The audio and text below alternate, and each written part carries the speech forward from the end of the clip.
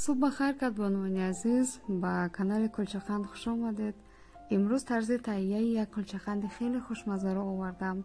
امیدوارم پسندتان میآید و قبلا میخواهم عرض سپاس برای مهربانی دستگیری های همیشگی و سخنان نیکتان کنم و امیدوارم که این دستور پسندتان میآید. حتما آماده کنید و تا ویدیوی دیگر، تا دستور طعام های دیگر، خداوند نگهبان ما و شما. تشکر که با من هستید و این روز پرفیض و برکت را از خداوند برای شما خواهانم.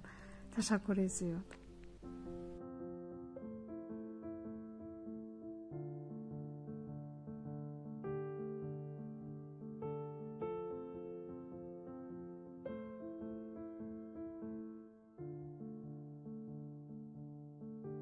یک پیمانه ماست یعنی جرغوت را گرفته با آن نیم قاشقچه سودا می اندازیم و کنار می گذاریم.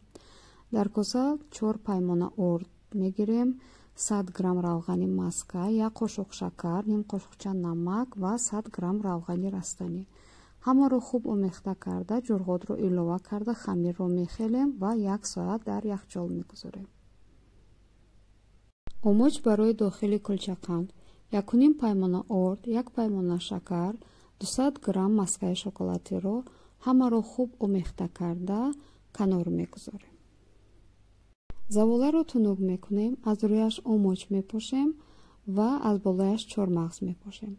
زباله دیگر را هم تنوگ میکنیم و همین عمل را تکرار کرده ولی با آن مویز ایلوه میکنیم و بعدا آن را به شکل رول میدراریم و آنها را به پاره ها تقسیم میکنیم و بعدا 1 زردی تخم و 1 قاشق جرغوت را آمیخته کرده برای کلچه‌خند ها میمالیم و از آن آماجی که کمی زیادی کرد برای هر یک کلچه‌خند میپاشیم و به تفتان به مدت 30 دقیقه میگذاریم.